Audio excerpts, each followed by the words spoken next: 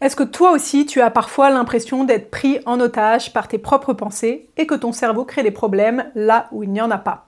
Si toi aussi, tu as ce cerveau qui va à 100 à l'heure et que tu as remarqué que l'inquiétude était devenue ton mode de fonctionnement par défaut, cette vidéo est faite pour toi. On croit souvent que s'inquiéter, c'est être mieux préparé. Mais en réalité, tu ne te protèges pas, au contraire, tu satures ton espace mental et tu t'épuises pour rien. Heureusement, c'est pas une fatalité, c'est juste une habitude que ton cerveau a prise et a automatisée. Alors ici, je vais te partager comment désapprendre ce mécanisme avec une technique toute simple, celle du switch, que mon comportementaliste m'avait transmise au début de ma vingtaine et que je trouve vraiment efficace pour retrouver de la clarté et sortir du brouhaha mental. Alors avant de faire ce petit exercice ensemble, on va prendre quelques instants pour comprendre ce qui se joue au niveau de ta tête quand tu t'inquiètes. Ton cerveau, il a une priorité, c'est pas ton épanouissement, c'est pas ton bien-être, c'est ta survie. Et il croit qu'en anticipant le pire, il assure ta sécurité.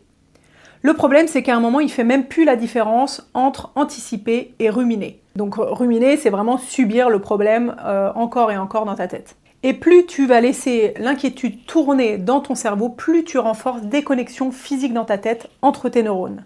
Ça s'appelle la neuroplasticité. En gros, tu construis littéralement une autoroute vers l'anxiété. Et plus tu vas t'inquiéter, plus ton cerveau il va devenir expert pour le faire facilement et spontanément.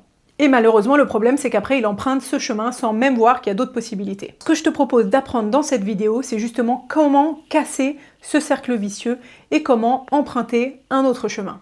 Alors, pour sortir de ce schéma négatif, on va utiliser une interruption cognitive. En d'autres mots, une interruption au niveau des pensées. Le but de cette technique du switch, ça va être vraiment de venir court-circuiter, stopper la pensée négative. Alors pour ça, il va te falloir une pensée ressource. Donc je vais te demander de penser à quelque chose qui t'apporte de la joie, à un souvenir particulièrement heureux, à un projet qui t'anime énormément et qui évidemment ne génère aucun stress chez toi. Un moment simplement où tu te sentais serein, sereine et auquel tu prends un vrai plaisir à te reconnecter. Par exemple, moi, je pense souvent à une forêt que j'adore dans le Limousin, qui a vraiment un espèce d'effet un peu magique et où j'ai plein de très très beaux souvenirs. Ou bien je pense à mes balades dans les rizières à Bali, qui est une île que j'adore de tout mon cœur et où j'ai vraiment là-bas un sentiment de liberté inégalé. Alors je te laisse un petit instant pour penser à ce moment, mais vraiment prends ce qui te vient spontanément et évidemment tu pourras toujours l'adapter par la suite. C'est bon, tu l'as? Maintenant tu vas lui associer un mot-clé. Par exemple dans mon cas, ça va être forêt enchantée. C'est le nom que j'ai donné à la balade en question dans le Limousin. Ou bien ça va être rizière pour les balades dans les rizières à Bali. Maintenant, si tu le veux bien, je t'invite vraiment à me partager en commentaire ton mot-clé et ta pensée ressource. Moi, ça me ferait plaisir de savoir un peu ce qui te donne de la joie, ce qui t'anime et ce qui va te permettre de switcher à l'avenir. Maintenant, c'est l'étape 2, c'est celle du stop. Donc en gros, si à un moment, tu as une pensée intrusive qui arrive, une inquiétude qui surgit, une pensée négative, parasite, déjà ne discute pas avec elle. Ne rentre pas en argumentation avec ton anxiété, sinon c'est elle qui va gagner.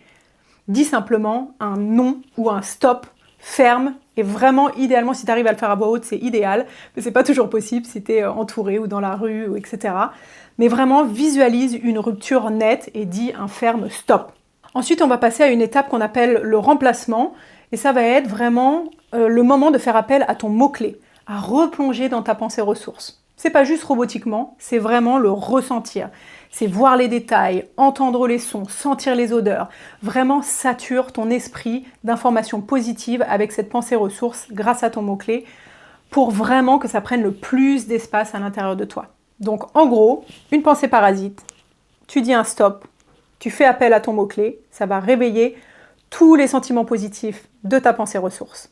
Alors, je vais pas te mentir, c'est pas une habitude qui va se prendre en 30 secondes, mais c'est vraiment un outil qui peut énormément t'aider. L'objectif, c'est pas de supprimer totalement l'inquiétude, c'est simplement d'apprendre à ton cerveau à ne pas s'y accrocher, à passer à autre chose rapidement. Et si vraiment la pensée, elle persiste, surtout au début, c'est possible que ça arrive, je t'invite à changer de fréquence. Mets ton corps en mouvement.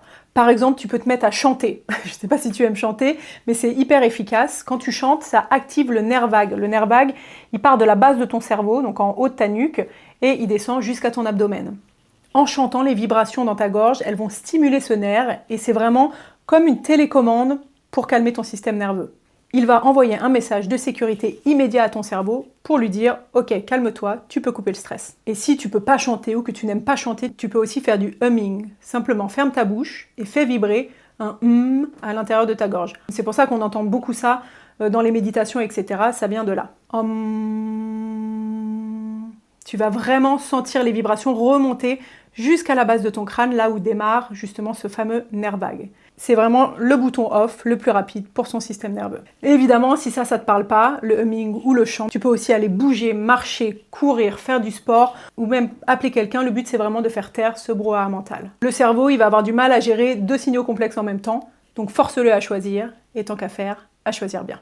J'espère vraiment que cette technique va t'aider. J'ai hâte que tu m'en parles en commentaire et je te souhaite une très très bonne journée la plus sereine possible.